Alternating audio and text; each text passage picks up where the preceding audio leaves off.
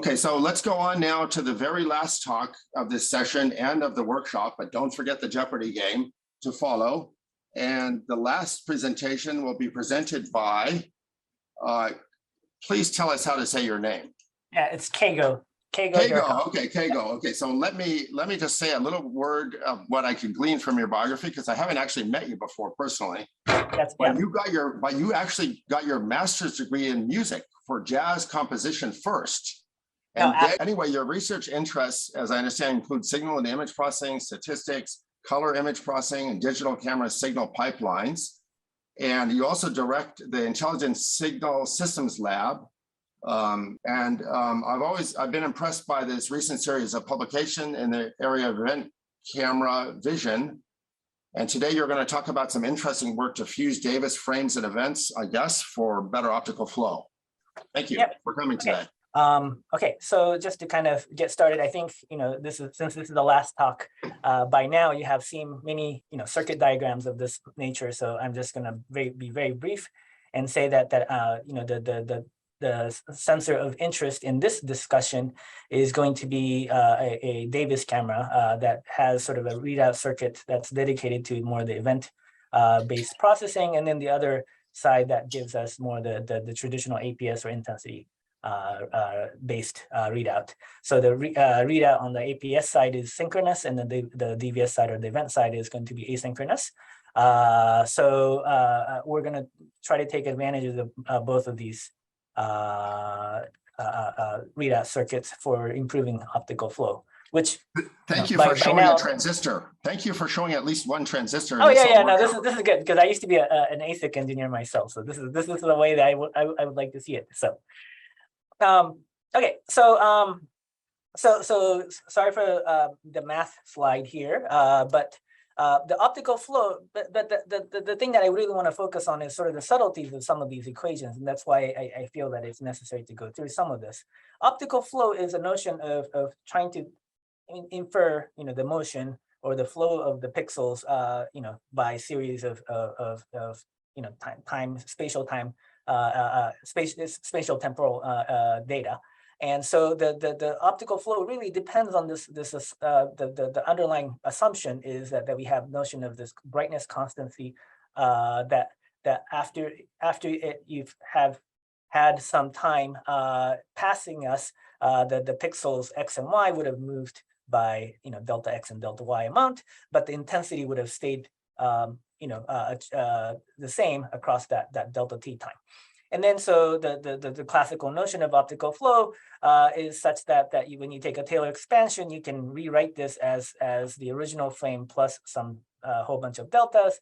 And since we are assuming that the brightness constancy assumption holds, that this left-hand side and the right-hand side's the intensity image cancel out, and what you're left with is sort of the relationship between all the derivatives in the spatial X direction, Y direction, and the time direction. And so the classical optical flow equation that we learn in image processing 101 would be that the spatial derivative in X and Y direction, when multiplied by the velocity in the X and Y direction, which I'm denoting as U and V, is equal to the negative of the temporal derivative. And so by computing the spatial derivatives Ix and Iy, and then the temporal derivative, we can try to infer what the motion U and V would have been by trying to satisfy this equation. And this is just a copy of the previous equation here. So the idea is, this says that. So the idea is to try to solve this the spatial translation X and Y to satisfy this equation, and there's a notion of sort of an aperture problem that there's two unknowns in one equation.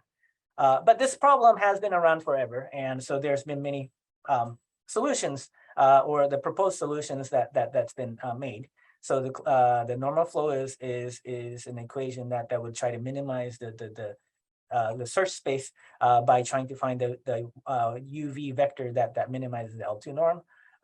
There's the classical Lucas Kaneda and Horn and Schunk methods that have imposed certain type of smoothness constraints either global or local, such that the sort of this motion vector must somehow satisfy so smooth constraint as well as to satisfy this optical flow equation.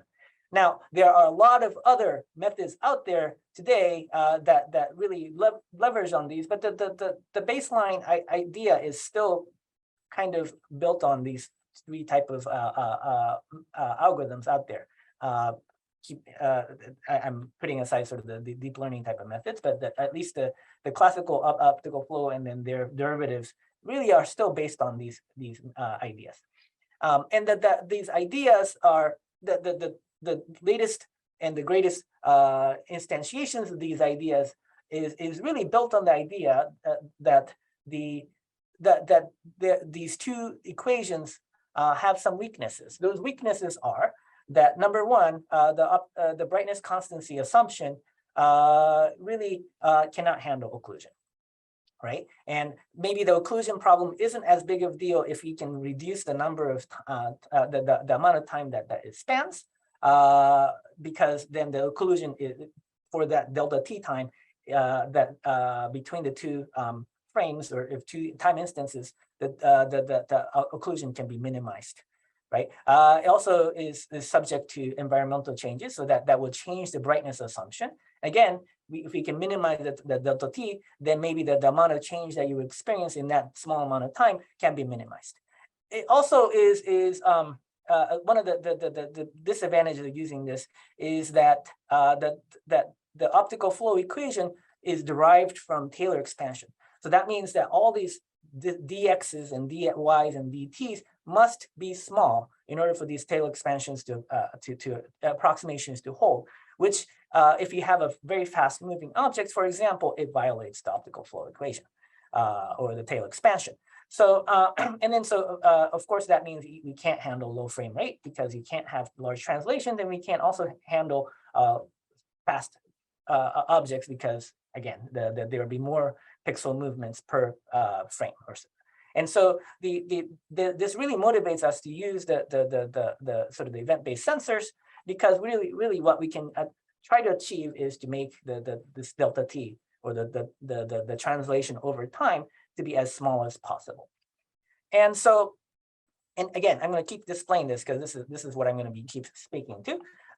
So sort of now I say existing optical flow approaches. This is a work that was done in 2018. We submitted paper in 2019, was published in 2020. So, you know, the existing is dated to an extent, but please excuse that. So the approaches that were current at the time was to compute a proxy intensity images of some sort. And then based on that proxy, we would compute the spatial derivatives, the Ix and Iy, as well as the temporal derivative, and then try to solve for these the optical flow velocities based on sort of the existing work in frame-based optical flow, right? And so these proxies can be done by accumulating events, or by using some sort of manifold based on sort of the space, time, space, and then of course the more the treatment at the time that was new at the time was this sort of the event to video conversion. So, but I want to kind of think about this idea of proxy frame for 1 second, and let's take the simplest example, which is sort of the accumulation of events. So DVS works in a log domain. So let's say that we have an intensity image that we translate into the log domain J, and then the events are generated whenever there's a significant change in the log change of intensities per pixel, and then so we report the sign of the change, right? And so if you take this idea and then try to infer the future frame based on a current frame, let's say that we were somehow miraculously given that, right? Then you can accumulate these events, subject to noise and all that stuff, with that threshold value. And then this will give you a good approximation or decent approximation to the future frames that you don't necessarily record. But then this idea itself has some problems that if you wanted to come up with a sort of a proxy frame, then you still need this sort of initial notion of frame. And then the events can account for the delta, the changes that occur beyond that, but the initial frame is still missing, right? And so if you were to accumulate events, you're effectively ignoring the initial condition, initial pixel value, and only really caring about the changes that happen after that, right? And also the other disadvantage of trying to use these because besides not recording intensity themselves, the other sort of the disadvantage of going up after this is that spatial fidelity of sort of these proxy frames aren't as good as what we would normally think of spatial derivatives from intensity images. So, but nevertheless, let's not be fazed by it. Let's just go ahead and try, accumulating these events, fast forwarding per event to come up with sort of 3 synthetic frames, starting from some fictional, non-available intensity plus these 3 accumulated events beyond that, right? Now, keeping in mind that let's for the moment forget the fact that the initial frame is not available. That these 3 frames that we created from it are timed along with the events, right? Now, let's say that based on this, that I try to do a cubic interpolation. So now the cubic interpolation over time, not over space, is essentially a polynomial of 3rd order, right? So we'll take t1, t to the 0th power, t to the 1st power, t to the 2nd power, and the 3rd power, and then we take a linear combination of those to essentially fit a cubic curve in, let's say, these 3 frames or four frames, and then so we can then try to interpolate for any synthetic frame in between any of the timestamps that we're interested in. For example, if we have a APS frame, right, that is clocked at some point, but we don't necessarily clock events during that time, we'd like to be able to infer what the pixel intensity would have been, or log intensity would have been at that frame time, right? So those are useful for that.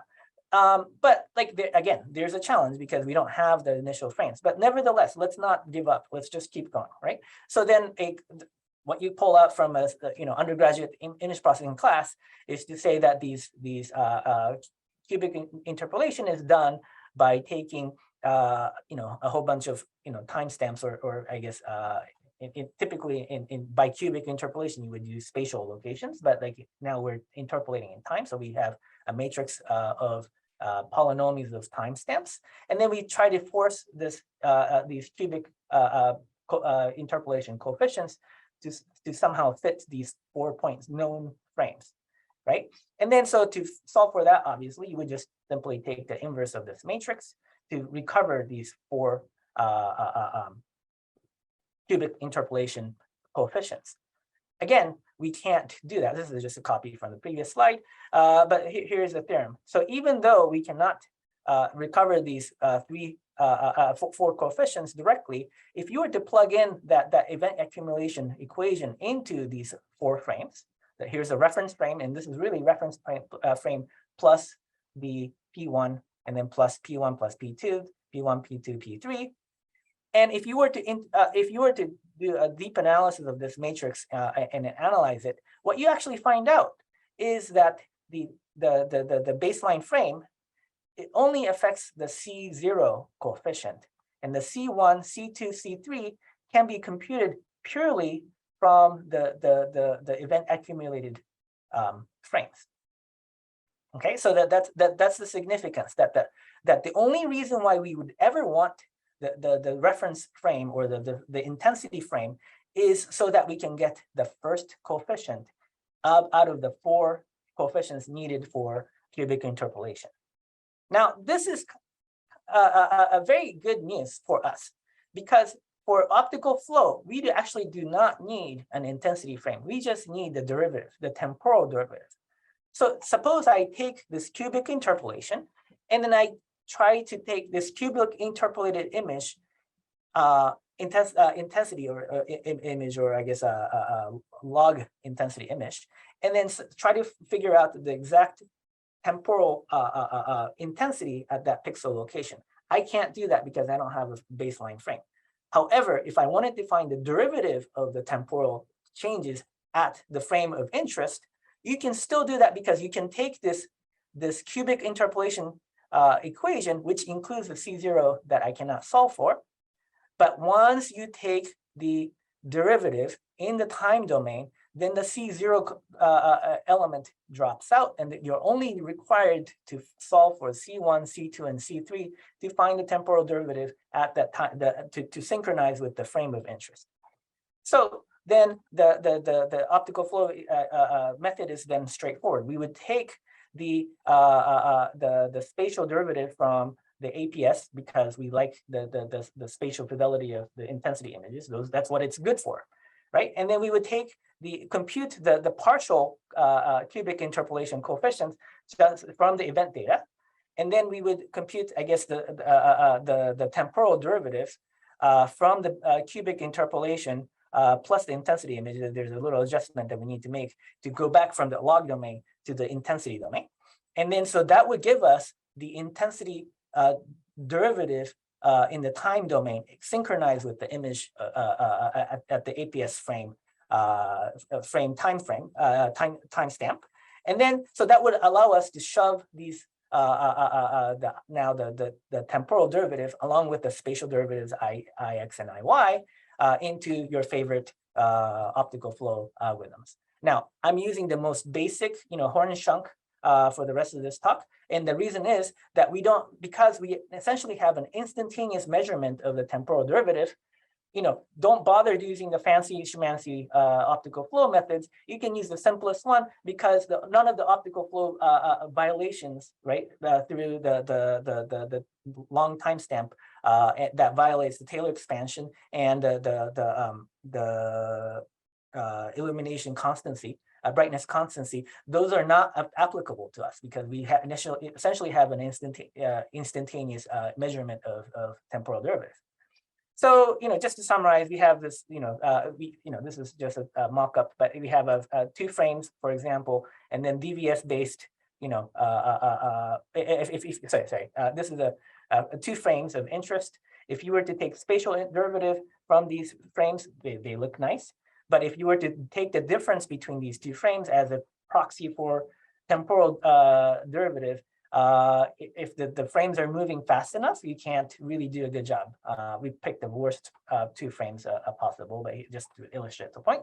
If you were to just use DVS-based proxy frames, so for example, event accumulation, and then come up with two synthetic frames, the spatial derivative suffers, right? And then the temporal derivative, by taking the difference between the two, you get something.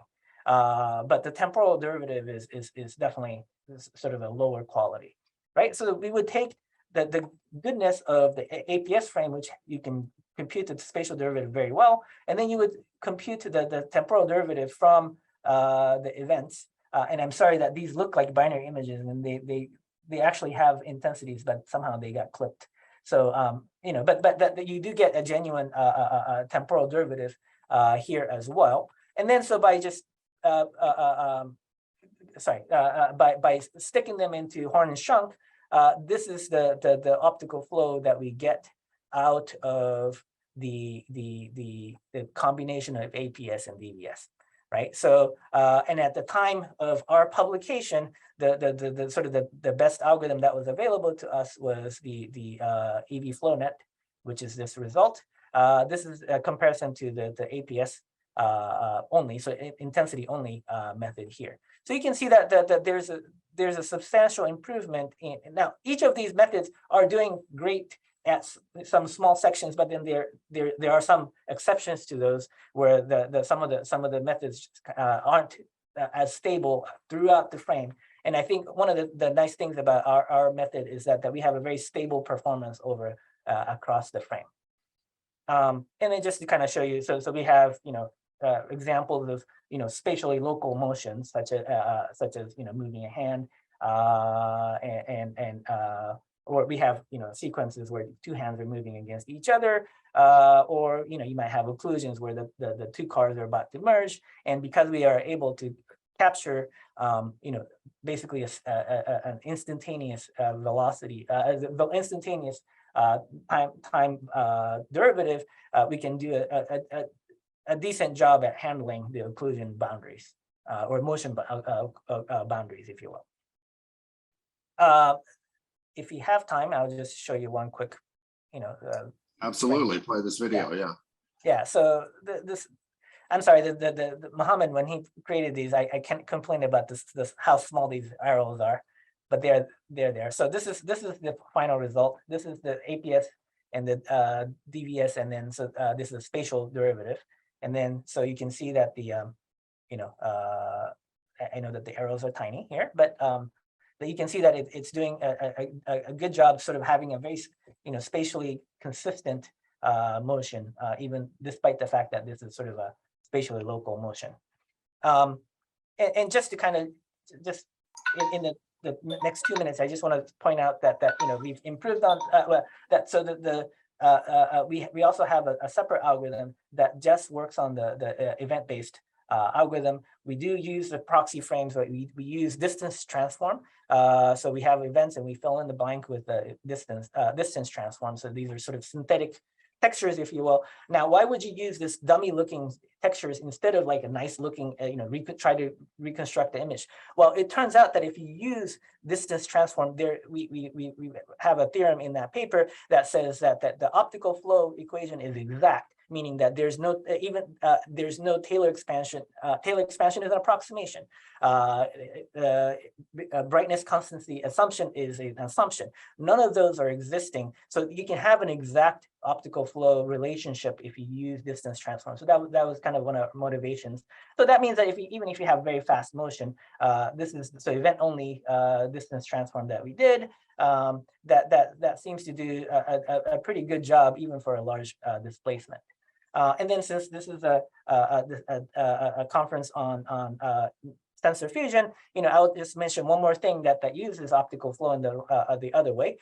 So we have an event denoising algorithm that also uses optical flow as a sort of a part of the pipeline, where we would take an image sensor and an IMU. So from IMU, if you're looking at a stationary scene and you're just moving the camera, we have it on a gimbal to make sure that it's only rotational. You can infer the pixel velocity from that, right? And then so you can also take the APS sensor on this Davis camera to come up with the spatial derivatives. And then so by using optical flow backwards, you can infer the intensity change per pixel, and because of this velocity being measured in another way, we can assume that we have sort of an instantaneous measurement of that intensity change. And then if you think about what events are supposed to be doing, the event-based sensors are supposed to be doing, it's essentially thresholding on this temporal change. So if you have a EVS reading at the same time, then the noise associated with these events can be compared to this clean, quote unquote,